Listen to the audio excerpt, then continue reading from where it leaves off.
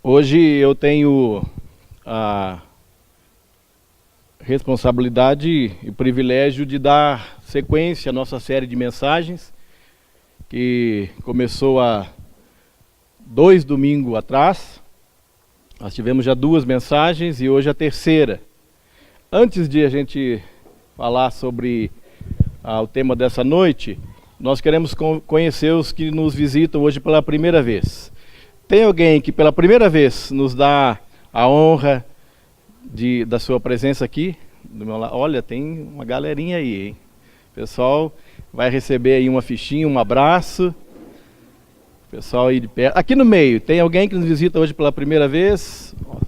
Um casal lá atrás. Tem mais aqui na frente, o pessoal. Que bênção.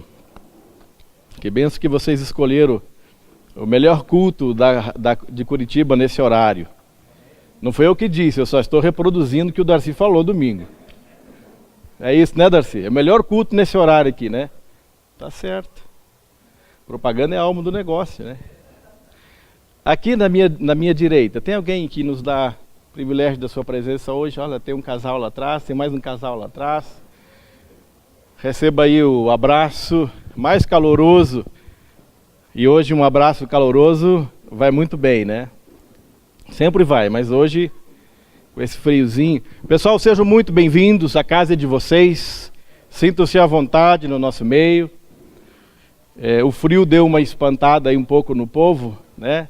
Mas nós estamos aqui e o desejo do nosso coração é que você se sinta muito bem, que você seja abençoado pelo calor humano, pelas canções que já entoamos ao Senhor e também por essa palavra. Irmãos, sobre a escola noturna que vamos lançar no dia 13 de agosto, algumas pessoas têm perguntado sobre detalhes. Já há algum tempo a gente vem pensando numa forma de estudar a Bíblia junto como igreja. E aí, conversando com o pessoal do staff, o Max e o Cristi, a gente entendeu que poderia ser uma boa hora para nós nos aprofundarmos ainda mais em conhecer o Senhor através da sua palavra. Então, daí nasceu essa escola chamada ENEB, a gente deu esse nome, Escola Noturna de Estudos Bíblicos. Ela vai ter uma duração mais ou menos de 3 meses e... A maneira como vamos estudar a Bíblia, ela é diferente. Nós vamos aplicar o método indutivo de estudos bíblicos. O método indutivo, ele consiste no tripé de observação, observar a palavra no seu contexto histórico, tentando mergulhar e entrar na cabeça do autor e também dos ouvintes daquela época, assim, numa espécie de investigação mesmo, assim, um CSI da Bíblia, mergulhando o que aquele texto significou para aquele povo naquela época, o que eles entenderam daquilo. Então, observação, depois partimos para a interpretação, a partir do contexto histórico, a partir daquilo que observamos no texto, e depois partimos para o último tripé, que é a aplicação prática na nossa vida. As aulas serão sempre à noite, segunda e quarta, das 7h30 às 10. 7h30 da noite às 10, né? Vai ser aqui na cozinha, o espaço é maior. E você já pode dar o seu nome, se você quer. Hoje, na Central IBBR, após o culto, eu vou estar ali para esclarecer melhor. Tem um valor também, e esse valor... ele é simplesmente para cobrir a compra dessa Bíblia aqui. Bíblia Letra Extravagante, Almeida revista e atualizada, porque a ideia é que todos os alunos estudem uma mesma Bíblia, sem traduções diferentes, para que a gente não tenha a linha de pensamento diferente ou entendimento diferente. A inscrição é só exatamente para isso. Então, vai ser um momento muito bacana. Nós vamos ter professores que vão dar aula de alguns livros para nós. Você vai poder mergulhar no livro, no texto sagrado, puro, sem comentário de algum teólogo ou algum comentarista, mas você mesmo vai ser o seu próprio crítico, vai montar a sua própria crítica do texto, vai poder... a gente tem as passagens difíceis na Bíblia, e você vai ter que trabalhar aquelas passagens difíceis à luz daquilo que você entendeu do contexto histórico, você mesmo ter a sua própria opinião. Então vai ser um momento assim bastante bênção para nós. Então, se você tem interesse, ela é aberta, tá, para qualquer denominação, não precisa ser batista. Se você nos visita e você tem o desejo de participar conosco, você é o nosso convidado, tá bom? Qualquer mais informações você pode me procurar no final do culto. Gostaria de orar com vocês mais uma vez. Oramos bastante, né? Mas oração nunca é demais. Pecamos quando não oramos. Quando oramos, estamos no caminho certo. Curve a sua cabeça, vamos orar mais uma vez. Pai, nós queremos colocar esse tempo diante de Ti. Somos gratos pela Tua palavra, somos gratos pelo Teu Espírito Santo, somos gratos por tudo que o Senhor já fez em nós e através de nós. E agora, Pai, nós oramos por esse tempo, pedimos que o Teu Espírito Santo fale conosco, nos guie nesse momento. Queremos declarar a nossa dependência do Senhor, Pai. Queremos dizer que o Senhor é a nossa suficiência. O Senhor é a nossa suficiência. E oramos em nome de Jesus. Amém. Abra sua Bíblia no livro de Eclesiastes, capítulo 3.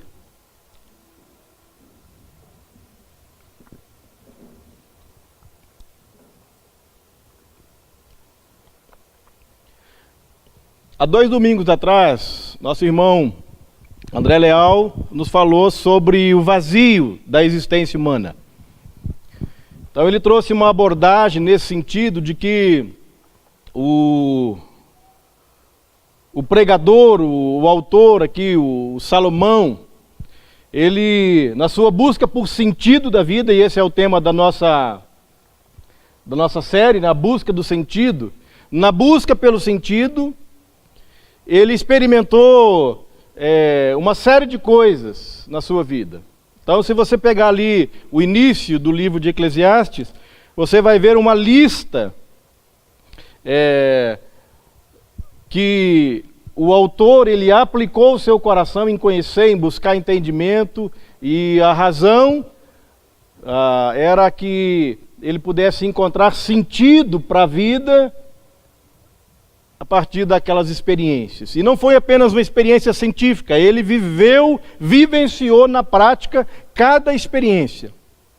Você vai perceber que ele corre o reino atrás de ervas. Então, você imagina o que ele foi em busca, né? Foi em busca da loucura, foi em busca daquilo que ele podia obter daquilo. Foi em busca de sabedoria, livros e construções, enfim, de riqueza. E a conclusão final dele, da busca dessas coisas, é que quando ele chegava no ponto máximo da sua busca, e ele então ia abraçar aquilo como uma bolha de sabão se estourava na sua mão. A gente até pensou numa brincadeira, eu sei que vocês já brincaram disso, todos vocês, não tem um aqui que não tenha brincado um dia de bolinha de sabão. A gente pensou em trazer aqui para você brincar e de estourar. A ideia que ele chega no final das suas buscas é exatamente isso. Quando ele chegava, ia extrair vida daquilo, aquilo estourava na sua mão e ele voltava para a estaca zero. A ideia é mais ou menos uma pessoa que sobe numa parede enorme, 1000 degraus, e quando ele chega lá em cima, ele percebe que a escada estava posta na parede errada. Já pensou? Tem que descer tudo de novo e colocar a escada no outro lugar, na outra parede, subir de novo. Então, essa busca dele passou por diversas etapas da sua vida, até que ele chega na busca pelo sentido, ele vai investigar agora então o tempo. E esse é o tema da nossa mensagem de hoje. Nós vamos falar sobre cada coisa no seu tempo. Irmãos, eu não queria trazer uma palavra para você Eu já ouvi muita palavra sobre o Eclesiastes 3, sobre você esperar o tempo de Deus para a sua vida, principalmente sobre relacionamentos, né? A gente ouve muita palavra assim, Deus tem a pessoa certa para você no tempo certo, e pode fazer uma abordagem assim também, não tem problema, mas eu não queria ser tão óbvio assim, chover no molhado, com aquilo que você talvez já tenha escutado. Então eu me detive muito no texto e queria trabalhar 3 ideias que fez com que o mestre pudesse descansar o seu coração na sua busca. Eu sei que eu e você, nós temos o desejo de encontrar sentido no nosso trabalho, né? Sim. Nós temos o desejo lícito de encontrar sentido nos nossos relacionamentos, nos bens que nós possuímos e buscamos, ainda que não buscamos isso de forma intencional, mas isso está em nós, faz parte do ser humano, não é ruim em si mesmo. Mas eu quero então fazer uma abordagem em 3 pontos aqui. Ele vai falar sobre tudo tem o seu tempo, é o primeiro ponto. Ele vai falar que a busca pelo sentido, ele vai passar pelo crivo do tempo. E depois ele vai falar que a busca pelo sentido, ele consegue enxergar nessa busca pelo sentido uma beleza, uma formosura na mão de Deus, na ação de Deus, no tempo, não apenas da vida dele, mas no tempo de forma geral. Então eu queria falar sobre esses 3 pontos e espero que você, assim como eu fui essa semana, abençoado por essa palavra. Mas aqui, no verso 3, capítulo 3, verso 1, vamos ler junto comigo? Ele fala assim, Eclesiastes 3. Tudo tem o seu tempo determinado, e há tempo para todo propósito debaixo do céu.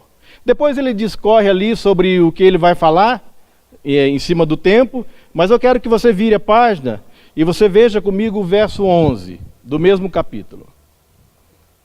O verso 11 ele fala assim, tudo fez Deus formoso no seu devido tempo. É isso que ele vai falar. Na busca por sentido, o mestre aqui, o Salomão, o Correlê, aquele que ajunta a comunidade, aquele que ajunta a assembleia, o pregador, na sua busca por sentido, ele vai investigar uma série de coisas e ele parte então agora para investigar também o tempo. O tempo aqui é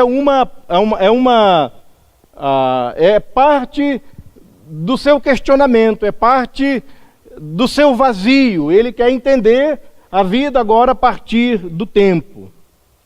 E é justamente aqui, nesse capítulo 3, e dá uma mudada um pouco até no tom de voz dele sobre o livro. Se você perceber aqui no capítulo 3 ele começa a mudar um pouco a sua visão, apesar que ainda tem muito questionamento dele nos próximos capítulos, mas aqui ele começa, parece que uma paz repousa sobre o coração dele a partir do capítulo 3. É essa a minha impressão, lendo, relendo e relendo e relendo o livro várias vezes. É nesse ponto da vida dele quando então ele percebe algumas coisas que de certa forma vão acalmar o seu coração quanto à sua busca, quanto ao seu desejo de encontrar sentido, de encontrar razão. E uma das coisas que ele conclui é que ele não pode desassociar os acontecimentos, sejam quais forem. E essa é a conclusão dele. Ele vai encontrar sentido, ele não vai encontrar sentido em fatos ou eventos isolados da vida dele. E é por isso que ele começa o capítulo 3 dizendo assim, tudo tem o seu tempo. A palavra tudo aqui é uma referência a qualquer atividade ou acontecimento, quer seja bom ou quer seja ruim. E é interessante porque nós não entendemos a nossa vida desse paradigma dele. O paradigma judaico, ele é interessante porque na visão dele, tudo vem da mão de Deus. Tanto as coisas boas que acontecem com ele, como as coisas ruins, os fatos ruins da sua vida, vêm de uma única fonte. Se você vai estudar o pensamento, a cosmovisão judaica sobre o bem e o mal, você vai perceber que eles falam muito pouco no adversário, no diabo. Eles têm uma cosmovisão de que Deus, não o mal moral, mas o mal em si é uma ferramenta que Deus se utiliza na moldagem, na preparação da nossa vida, quanto Ele está nos forjando a imagem do seu Filho unigênito. Então, o hebreu, o judeu, ele tem essa visão. E é por isso que ele coloca aqui, tudo tem o seu tempo. E uma maneira de você encontrar sentido para a sua vida é você não fatiando a sua vida em eventos, em momentos, em partes, mas você precisa enxergá-la como um presente de Deus, como um todo. E ele começa então a encontrar sentido quando essa primeira verdade se assenta no coração dele. Isso para mim faz todo sentido. Às vezes, não sei se você é como eu, mas eu tento buscar sentido em eventos da minha vida. A gente vive de eventos, né? Domingo tem um churrasco, então estou na euforia de chegar no domingo, porque domingo tem um churrasco. Mas na quinta-feira, então, daí eu tenho a célula. E daí, então, a minha euforia, porque eu vivo de eventos. E eu, então, perco a razão da vida como um todo, quando a minha vida ela é parte desse ponto em que eu fatio os eventos, as coisas da minha vida. Então ele vai entender aqui que toda a atividade, irmãos, todos os fatos, todos os acontecimentos, cujo ponto máximo pode ser estabelecido, vem da mão de Deus, é planejado por Deus, é projetado por Deus, é estabelecido por Deus. É interessante, né? É interessante porque quantos aqui você pensa dessa forma? Se entrega aí para mim. Levanta a sua mão, só para eu ver. Você pensa assim. Legal, tem algumas pessoas que pensam assim. Mas na nossa cultura, nós não somos treinados para pensar dessa forma. Nós não pensamos assim. Nós associamos. Se eu recebo bem, então Deus está me abençoando. Se eu recebo mal, então o diabo está querendo me atingir, o diabo está querendo roubar a minha paz. O diabo, não é assim que nós pensamos? E algumas mensagens que a gente escuta por aí reforçam essa ideia em nós. Reforçam essa ideia. E rouba, gente, nós perdemos demais quando a gente pensa dessa forma. E o Eclesiastes, ele vai entender que tudo vem de uma única fonte. Ele fala, tudo tem o seu tempo determinado. Deus planejou tudo, Deus projetou tudo. Ele sabe, irmãos, que se ele quiser entender o sentido da vida, ele precisa aceitar esse fato. E olha, eu vou te falar uma coisa.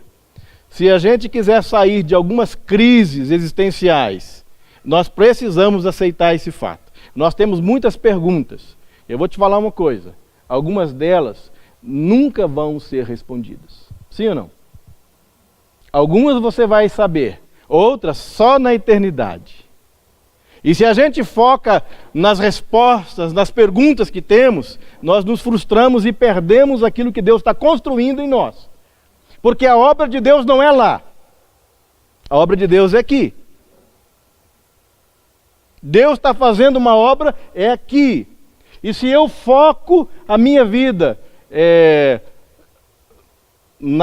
nos eventos, e não entendo dessa forma, eu perco demais, eu atraso demais aquilo que o mestre vai fazer na minha vida. E a gente perde muito tempo, é verdade? Sim ou não? Tentando entender as coisas que nos acontecem. Perdemos muito tempo ali. Então ele sabe que se ele quiser entender o sentido da vida, ele vai ter que aceitar esse fato. O Jó, se você quiser abrir Jó, no capítulo 2, verso 10, quantos lembram aqui da história de Jó? Lembram? Vou refrescar a sua memória, se você não lembra. Ou se você lembra, eu vou refrescar a sua memória. Jó é um homem íntegro, ele se desvia do mal, ele ama Deus. E esse é o testemunho que o próprio Deus dá dele. O diabo, uma figura estranha, chega diante de Deus e Deus pergunta para ele de onde vens. E o diabo responde, eu estava observando os filhos dos homens. E Deus fala, você observou Jó? O diabo, sim, observei. Você viu como é que ele é bom, você viu como que ele é fiel e tal. Deus começa a encher a bola de Jó. E o diabo fala assim para Deus, claro, o Senhor só dá o bem para ele. O Senhor fez uma cerca de bondade em torno dele. Ele tem tudo que ele precisa, à sua mão, ele tem servos, ele tem servas, ele tem uma família maravilhosa, ele tem dinheiro, ele é riquíssimo. Manda o mal para ele, para você ver. E interessante que, eu não quero que você focalize nisso, porque não é sobre isso que eu quero falar, mas é interessante que o diabo sai então com essa missão de fazer algumas coisas para que a vida de Jó se torne um pouco mais difícil, para ver se algumas coisas acontecem de fato na vida de Jó. A mulher de Jó chega a dizer para ele o quê? Amaldiçoa esse teu Deus e morre. Você não vai ver mais o nome dela e nem citação dela no livro, na Bíblia, em lugar nenhum, só ali. Ela é excluída do coreto. Mas quantos aqui lembram da resposta de Jó para sua mulher? Quem estava de manhã não vale. Você já colou. Quem lembra da resposta da mulher, aliás, da resposta de Jó para ela?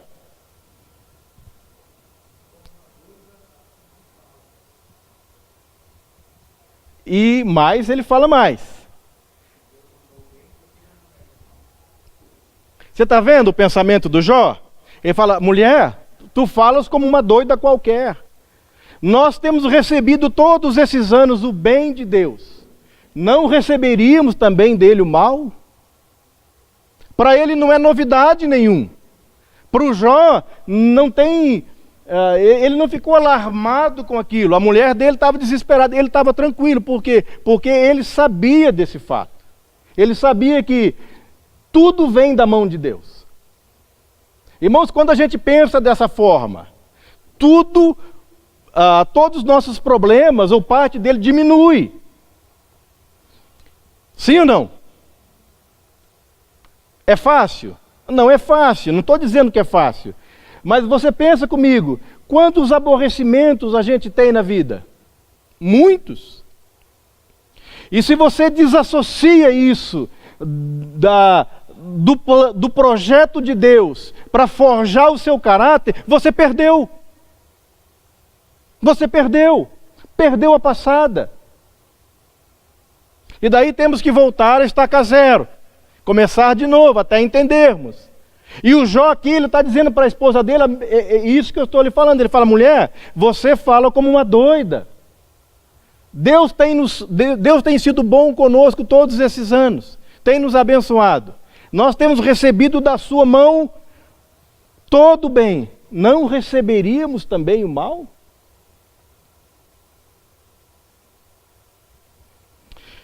O bem, ele é muito conhecido e aceito por nós, porque tudo aquilo que é bom cria, une, provê, dá suporte. O bem é visto com bons olhos e geralmente é classificado como o bem de Deus, o favor de Deus.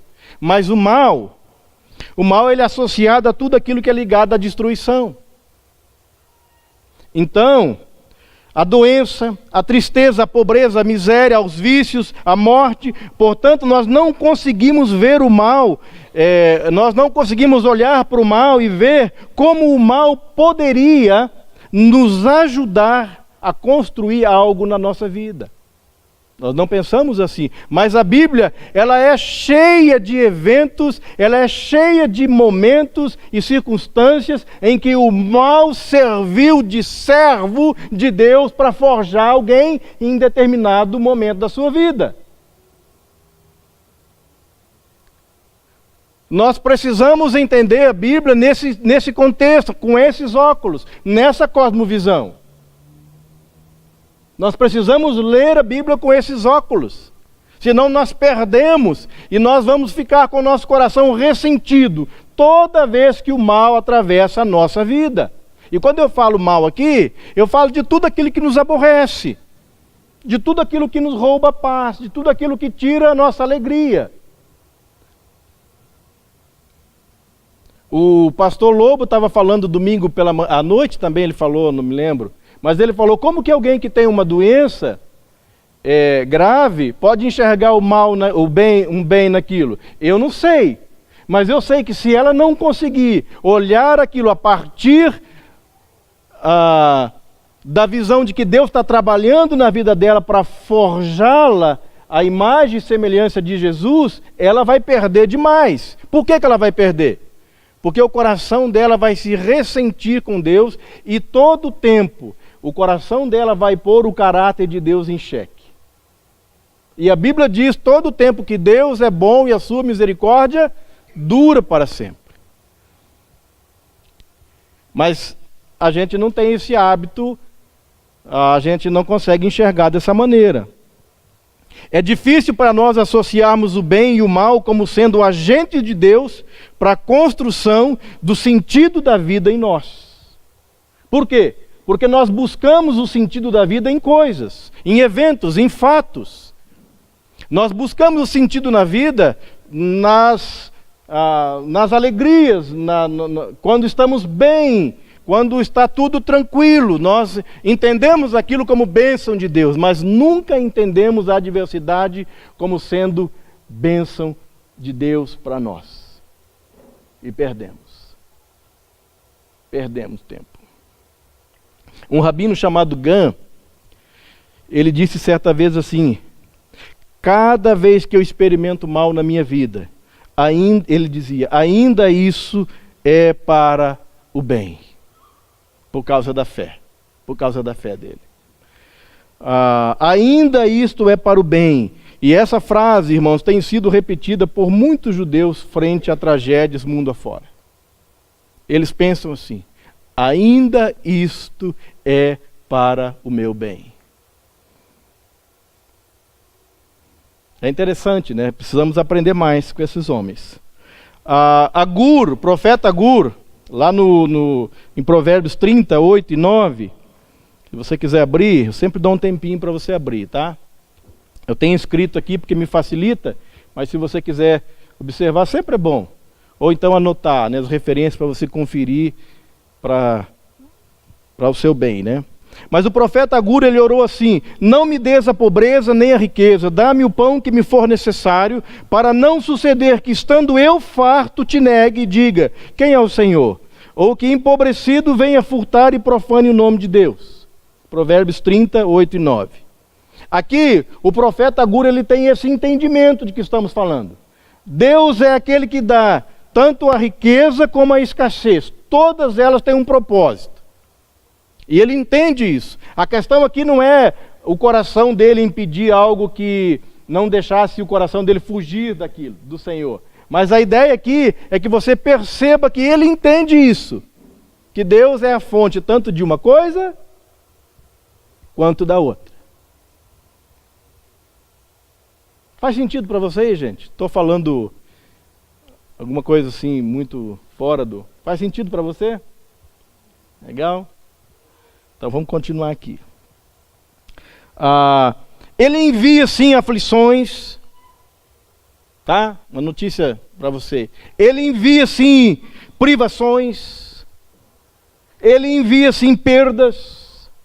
Ele envia sim dores, tristezas. Algumas vezes igualmente ele envia ou concede aos nossos inimigos liberdade para que eles nos atribulem. Fez com Jó? Sim ou não? Algumas vezes ele permite que um grande peixe engula uma pessoa chamada Jonas, a fim de proteger e salvar a vida dele. Sim ou não? Sim. Outras vezes ele manda um bichinho comer uma aboreira. Lembra disso? Então ele envia, sim, às vezes em rápida sucessão ele envia contra nós o mal, e muitas vezes, irmão, muitas vezes o mal ele vai prevalecer em determinados momentos da nossa vida. É por isso que a conclusão dele é que tudo tem o seu tempo determinado, tudo, tanto o bem quanto o mal. Tanto o bem quanto o mal. Quantos aqui lembram da história de José? Lembram? Qual foi a conclusão de José naquele momento em que os seus irmãos aparecem diante dele? Agora José é levantado como o governador do Egito e ele faz aquela brincadeira com seus irmãos. Qual é a atitude e a palavra de José para os seus irmãos ali naquele momento? Lembram? Vocês precisam se inscrever na escola em agosto. Lembra que ele falou assim para os seus irmãos? Imagina você a cena, os irmãos estão ali agora diante dele, ele é o governador, e estamos lascados. Por quê? Nós fizemos mal para ele. Qual é a conclusão dele? Não foi vocês. Na visão do José, quem é que tinha enviado ele para lá? Deus. Por quê? Porque Deus previa uma grande fome sobre toda a nação, 7 anos de escassez, 7 anos de fartura. E Deus então, na sua soberania, ele projeta um mal, sim ou não? Foi bênção na vida de José ter sacado ele da família, jogado num buraco, mentido para o pai, e agora ele ser escravo e passar por todo aquele turbilhão que o André falou para nós lá na primeira mensagem, da vida dele até ele chegar lá. Foi bom? Foi uma coisa legal? Não foi. Mas Deus não está pensando apenas no processo da vida de José. Deus está pensando no resultado final. Deus está com os olhos lá na eternidade. Ele está pensando em multidões de multidões. Ele está pensando em pessoas. E quando Ele acomete você de alguma coisa, Ele não está só pensando em você. Ele está pensando nas milhares e milhares de pessoas que vão passar pela sua história e vão ser enriquecidas pela sua história de vida. A vida, a história da Bíblia é uma história de superação de homens que falharam, mas que Deus não escondeu os seus problemas, mas que Ele escondeu, superaram os seus problemas. E hoje serve de lição para nós. Quando você lê a história de Davi, homem como eu e você, pó, igual a mim e a você. Mas quantos aqui, quando você lê, você é totalmente enriquecido com a história dele? Então, às vezes, a gente precisa dar um passo atrás e imaginar que a vida não é sobre nós. A vida é sobre o que Deus está construindo no universo e Ele se utiliza de nós. E quando nós não entendemos, quando nós não temos essa visão bíblica, nosso coração fica cheio de Deus, né? Quantos acham que crente gosta de se vingar de Deus? Eu não vou dar o dízimo esse mês, porque eu orei e o Senhor não me respondeu.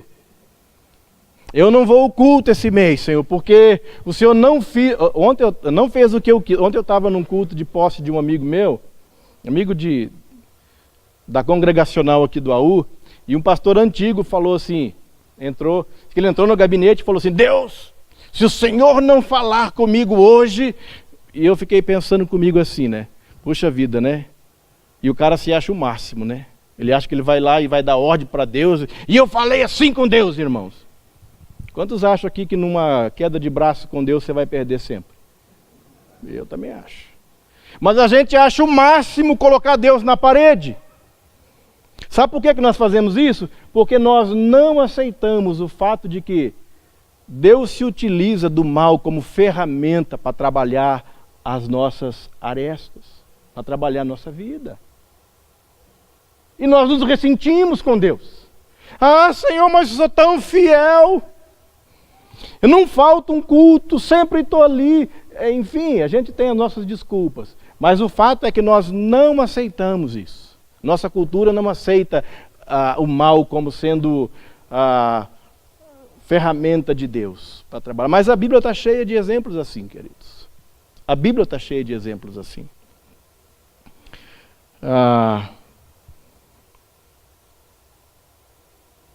O livro de Amós, o capítulo 3, verso 6, fala assim: por isso, a respeito desse último, a pergunta do profeta: sucederá algum mal à cidade sem que o Senhor a tenha feito? O profeta Amós aqui trazendo uma resposta para a sua comunidade. Sucederá algum mal à cidade sem que o Senhor a tenha feito. Então, irmãos, esse aqui é o primeiro ponto, de parte, na verdade, da conclusão do Eclesiastes sobre o sentido da vida. Se você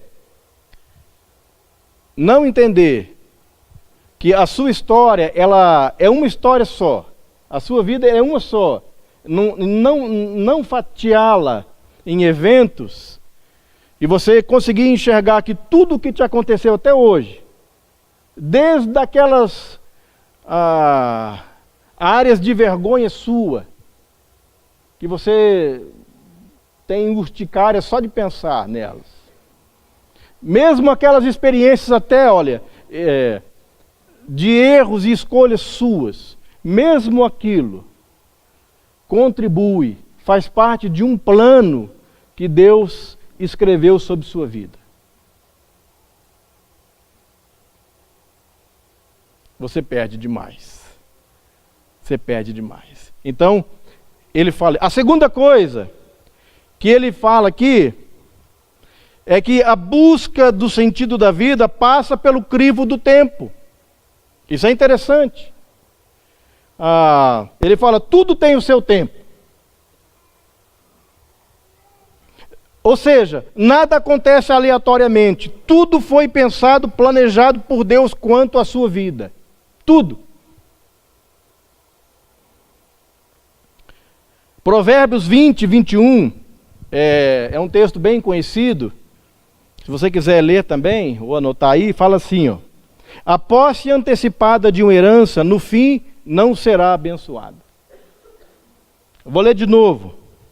A posse antecipada de uma herança, no fim, não será abençoada. A ideia aqui é que aquilo que eu recebo fora do tempo de Deus, mesmo sendo lícito, mesmo sendo meu, mesmo eu tendo direito sobre aquilo, se eu me aproprio daquilo fora do tempo que Deus determinou para que aquilo aconteça na minha vida, aquilo vai ser um desastre na minha vida. Sabe, irmãos, olha para mim um pouquinho, tem algumas coisas que Deus ainda não fez na sua vida, não te deu, porque Ele sabe que se Ele te der, você vai se matar com aquilo. Eu tinha um amigo, falei hoje de manhã, eu não vou falar o nome dele porque ele pode estar ouvindo, sei lá, é gravado, né? Mas ele foi o melhor discipulador que eu já conheci dentro da Jocum. Ele era solteiro na época e eu também. E o cara era fantástico, assim, um cara de Deus. E ele foi sempre meu amigo, então ele confidenciava coisas bem íntimas dele para mim. Ele se apaixonou com uma moça. Apaixonou com uma enfermeira da Jocum. Ela era aluna, ele era obreiro. E aí ele esperou ela ficar como obreira e ele apaixonou e foi orar. Ele foi perguntar a Deus se aquela moça era a mulher dele, era a esposa. E ele fez certo. Porque ele fazia tempo que não se apaixonava por ninguém. Aí rolou um sentimento. Então ele foi orar, falou, Deus. E Deus falou assim, não tem nada a ver não. Eu tenho uma esposa para você, eu tenho uma família, mas eu não tenho essa para você. Mas quantos aqui sabem que a pessoa apaixonada ela é cega, surda e muda? E burra. Burra é por minha conta, tá? Paga aí. Estou falando de mim, né? Eu era assim. Ainda sou às vezes. Mas estou melhorando. Mas ele insistiu tanto com Deus, e olha só, ele chegava para mim, ele falava assim, eu ia para o meu quarto, no meu tempo de oração, eu batia no chão assim, mas eu quero Deus. Ele fazia assim, igual criança, birra. Aí um dia Deus falou assim, vai que é tua, né? Fazer o quê? Você é livre? E não é assim, alguns pais às vezes falam, filho, não faça isso. Mas eu quero, não faz, filho. Tá bom, vai. Aí quebra a cara, depois volta tudo ralado, né? Ele fez isso. Gente, esse cara hoje ele é um mendigo. Anda comendo comida da rua. Ele casou com ela. Aquela mulher infernizou a vida daquele homem. Infernizou. Roubou ele de Deus. Tirou ele do propósito de Deus. Fez ele sair da missão. Fez ele gastar uma herança que ele tinha da família e construir um negócio. Sei que assim, em 5 anos, ele se transformou num alcoólatra.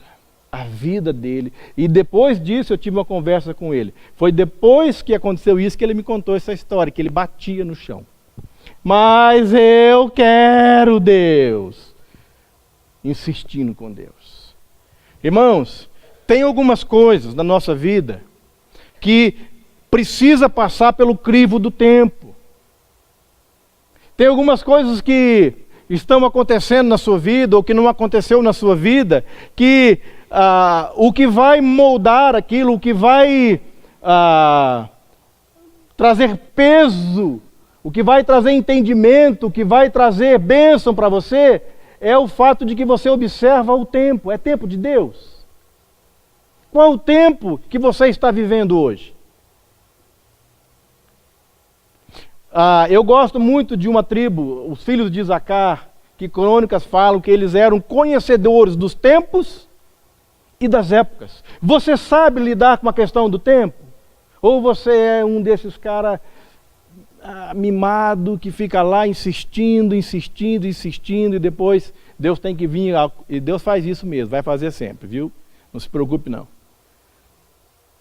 Juntar os cacos da nossa vida, da nossa história e remodelar. Quantas vezes, irmãos, nós damos com os burros na água, porque nós atropelamos a vida, atropelamos o tempo, queremos as coisas. Quando somos crianças, queremos ser adultos, queremos fazer coisas de adultos. Quando somos adultos, fazemos coisas de criança. É o marido que larga a mulher por outra, coisa de menino. É a mulher que larga o marido por outra, coisa de menina. Não é assim? Fazemos coisas fora do tempo de Deus. E depois temos que dar o nosso jeito.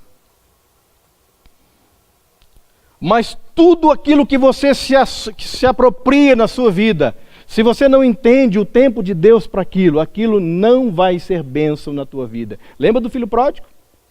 Era dele a herança? Era tempo de Deus? Por que não era tempo? O pai ainda vivia. Mas o pai dá a herança para o filho, né? Ele bateu no chão lá e disse, mas eu quero. O pai falou, então toma. Vai viver a sua vida. E aí a desgraça acontece na vida dele. Ele foi humilde o suficiente para voltar, né? Mas o fato é que ele se apropriou de algo fora do tempo. Agora tem o inverso disso. Evangelho de João, capítulo 13, versos 6 e 7, diz assim, aproximou-se Simão Pedro e lhe disse, Senhor, tu me lavas os pés a mim? Aqui é a resposta de Jesus a Pedro. O que eu faço, tu não sabes agora, mas saberás depois. Aqui Pedro não consegue enxergar além do serviço humilde do seu mestre em lavar o seu pé. Ele não consegue ver o simbolismo de purificação envolvido naquele gesto de serviço de Jesus. E a ideia aqui, irmãos, é que alguma coisa ou algumas coisas na sua e na minha vida, só o tempo esclarecerá.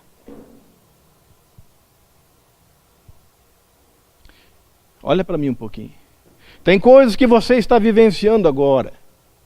Tem coisas que está aí no seu coração. Tem enigmas, tem perguntas, tem situações que você viveu, tem situações que você está vivendo agora, que você não vai conseguir encontrar resposta. É perda de tempo, é energia que você gasta tentando buscar significado. Tem coisas que Deus faz na sua vida que agora você não entende. Mas depois você vai entender. Depois você vai entender. E não adianta você tentar encontrar sentido ou razões nessas coisas. Não adianta você tentar encontrar sentido para a sua vida nesses fatos isolados. Não adianta. O fato é que Pedro, ele queria eu não sei se eximir, sair, né? Eximir é sair, não? É. Ele queria sair de uma ação de Deus, porque ele não entendia a razão daquilo. E muitas vezes você vai sair da ação de Deus na sua vida porque você não entende aquilo.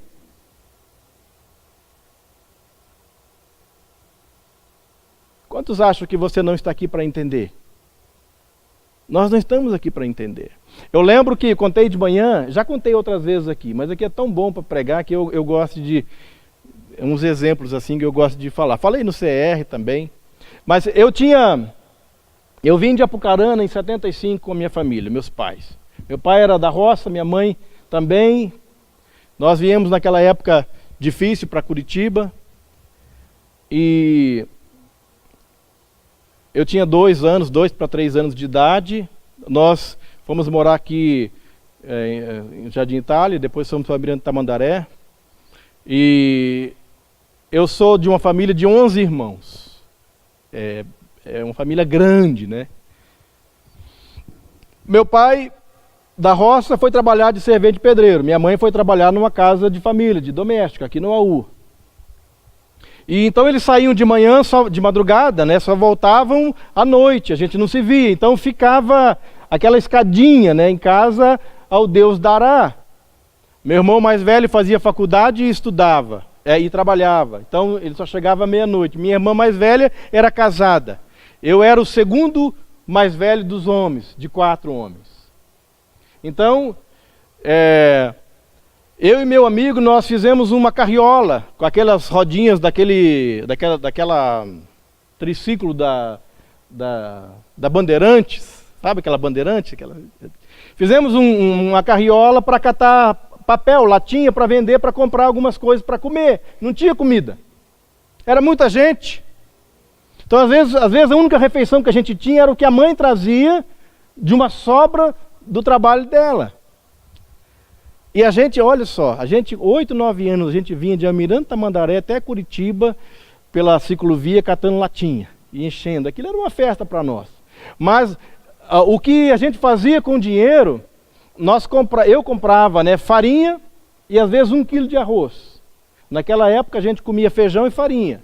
E a mãe colocava 1 colher de arroz para nós, que era a nossa mistura. Eu me sentia o máximo, porque aquilo era trabalho meu, era suor meu.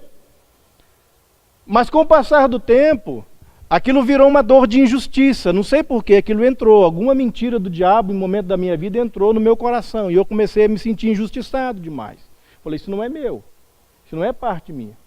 E eu me lembro que um dia, de frio, de inverno, não tinha aula na escola porque congelava os canos e a professora dava folga, né, para quem estudava de manhã.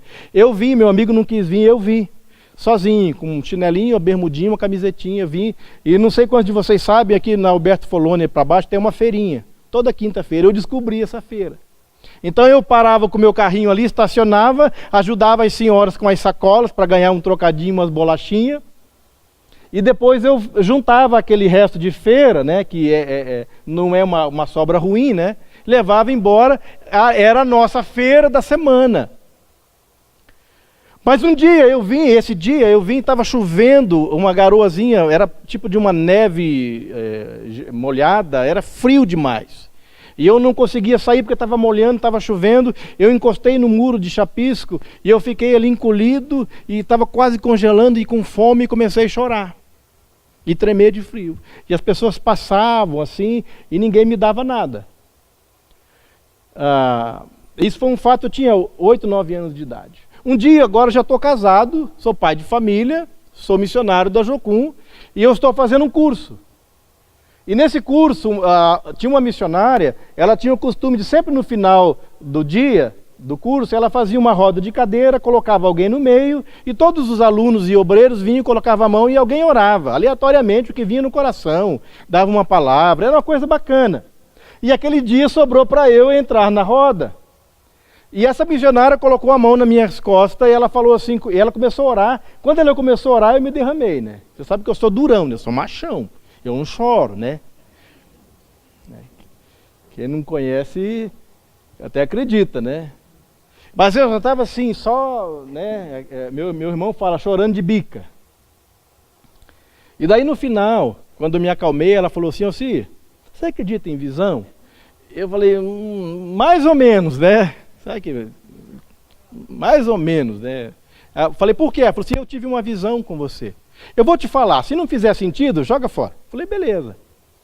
E ela começou a descrever aquela cena minha com 8 anos no muro, em detalhes. Aí eu fui de novo pro choro, né?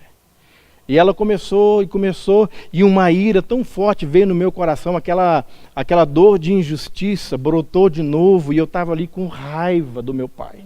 Estava com raiva dele. Porque era papel dele, não era papel meu.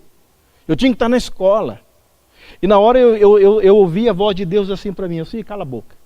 Não era um cala a boca mal educado. Era um cala a boca assim de, fica quieto, deixa eu falar. E aí Deus começou a ministrar o meu coração e falar assim, Alci, quem foi que levou o pão vivo que desceu do céu pela primeira vez para a sua casa? Eu disse, fui eu, Senhor. Eu me converti por primeiro, dentro da minha família. Naquela época ali, quando estávamos orando lá, já éramos 3 convertidos. E Deus falou assim, e quem é que levava comida para os seus irmãos no momento de escassez, no momento de dureza, porque vocês não tinham o que comer? Eu falei, fui eu, Senhor, eu que levava.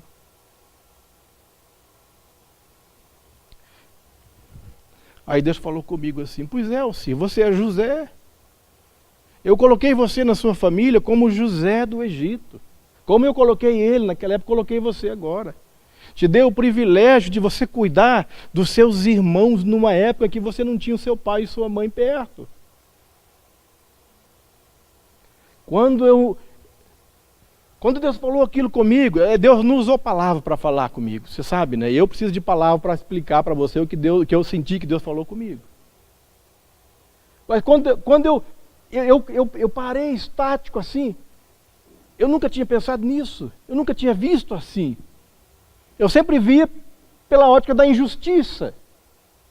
E Deus falou, cara, Alcir, eu te dei o privilégio de você cuidar, os seus irmãos hoje estão casados. E você tem parte significativa, eles são gratos a você. Pergunte a eles. E Deus falou assim, Alcir, enquanto você ver a vida do seu ponto de vista, você nunca vai ver o meu plano para você. Mas quando você ver a vida do meu ponto de vista, porque eu tenho a vista de todos os pontos sobre sua vida, então você vai encontrar razão e significado. Gente, aquela dor de injustiça, ela saiu do meu coração assim, e hoje quando eu falo isso para você, uma alegria tremenda de Deus brota dentro de mim. Mas precisou tempo. Eu não vi aquilo na hora dessa forma. Tem coisas na sua vida, irmãos, que você vai precisar de tempo. Agora, o que é que você vai fazer nesse tempo com a sua vida quanto à pessoa de Deus? É aí que são elas. Irmãos, a adoração a Deus não é cantar, dançar, bater palma, não é nada disso. A adoração a Deus, ela se expressa em qual posicionamento o meu coração fica quando eu não entendo as coisas que acontecem comigo. É nesses momentos que Deus ele chega para nós e Ele então toma a nossa vida como um aroma suave diante dEle. Deus não ouve música, Deus cheira a vida. Deus cheira a resposta do coração frente às adversidades. Deus cheira a nossa fidelidade quando nós não vemos as coisas acontecendo na nossa vida. E é ali, nesses momentos, quando então Deus traz ou o tempo traz aquela luz que te falta, é que então você pode relaxar. Relaxar no sentido assim de que, uau, Deus, que plano maravilhoso, que coisa maravilhosa. A ideia aqui é que algumas coisas na sua vida só o tempo vai esclarecer. Aquele filho que foi embora, aquela ovelha que se desgarrou da sua vida, aquele marido que foi embora e que te abandonou, aquela mulher que foi embora que te abandonou, só o tempo vai trazer resposta para você. Se você tenta agora buscar respostas para essas coisas, é um desgaste, você não consegue perceber, e nesse momento é perigoso, porque o diabo pode plantar sementes no seu coração quanto ao caráter de Deus. É nesses momentos que o diabo se utiliza das brechas que damos para plantar no nosso coração uma amargura quanto à vida com Deus.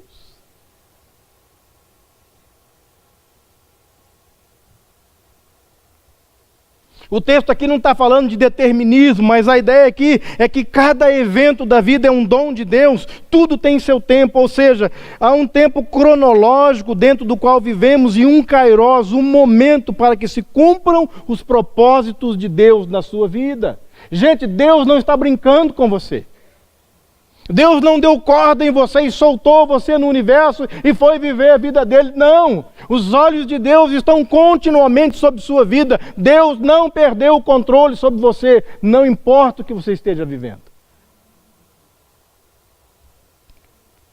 E nesse vai e vem, o Salmo 30, verso 5 fala assim: o choro pode durar uma noite, mas a alegria vem pela manhã. A ideia aqui é que mesmo ainda os tempos de dificuldade, os tempos que você não percebe as coisas, o tempo de choro e tristeza, mesmo esses momentos, tem um limite estabelecido por Deus. Deus estabeleceu um limite. A noite aqui não está falando da noite por noite, mas está falando da diversidade da vida. Quando você não consegue enxergar, quando você não tem clareza do que está acontecendo, quando você não tem a visão de tudo que está acontecendo sobre você. A noite aqui tem esse sentido. Mas ele fala assim, mesmo esses dias tenebrosos que vivemos, Deus falou, vai vir até aqui, meu filho. O choro vem até aqui. Daqui não passa. Daqui para lá é alegria. Daqui para lá é regozijo. Daqui para lá é festa. Daqui para lá é júbilo. Assim como ele fez com o mar. O mar vem até aqui. Nesse vai e vem de felicidade e dor contém uma lição dupla para nós. Saber que depois do gozo vem a dor é um incentivo para que eu e você aproveitemos o momento presente de felicidade e viver esse momento com toda a intensidade, plenamente, no nosso coração. Nós não queremos perder porque esse momento vai passar. Por outro lado, saber que após a dor vai vir um momento de alegria, te ajuda e me ajuda a suportar aquele sofrimento. A Bíblia diz que a nossa leve e momentânea tribulação produz um eterno peso de glória, acima de toda comparação.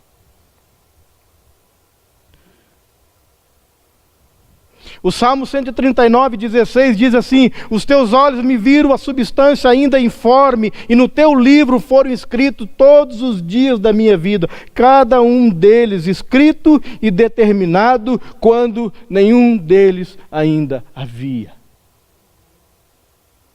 Bíblia, irmão.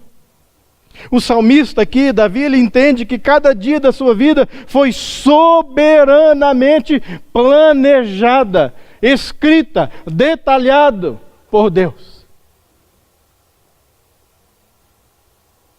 Até agorinha, você sentado aqui, não é um ato do acaso. Deus sentou um dia na sua eternidade, Deus escreveu esse dia sobre você.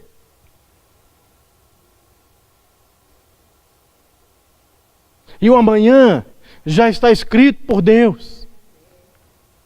É isso que o texto diz. Os teus olhos me viram a substância ainda informe, no teu livro foram escritos todos os meus dias, cada um deles escrito e determinado, quando nenhum deles ainda existia. E por último, o verso 11, ele fala assim: tudo fez formoso no seu tempo. O que ele vê aqui traz sentido e acalma o coração dele também, além do fato de saber que tudo coopera para o bem daquele que ama Deus, tudo é tudo, o bem e o mal, o riso, a alegria, tudo. E a segunda coisa, O sentido da vida passa pelo crivo do tempo. A terceira coisa, ele viu a beleza, a formosura na atuação de Deus quanto ao tempo. Gente, isso é fantástico. A formosura aqui, a ideia de adequado, apropriado, a ideia de formosura aqui é que toda ação e criação de Deus, ela não é só boa, senão também é belo e esteticamente agradável. Essa é a ideia. Não é só perfeito para o seu uso prático, senão de bela aparência para vista e gosto. Essa é a ideia aqui da formosura que ele vê. Parece que a frase "viu Deus que isso era bom" ressoa até aquele tempo e vai trazer então um lampejo de esperança na busca daquele mestre, daquele pregador por sentido de vida. Ele percebe que Deus não apenas coordena os movimentos, mas a soma de todos os movimentos. Essa é a percepção dele. Tudo fez formoso, tudo é belo, tudo é bonito. Deus fez formoso no tempo dele. Por isso, querido, o tempo de Deus precisa ser levado mais a sério por nós.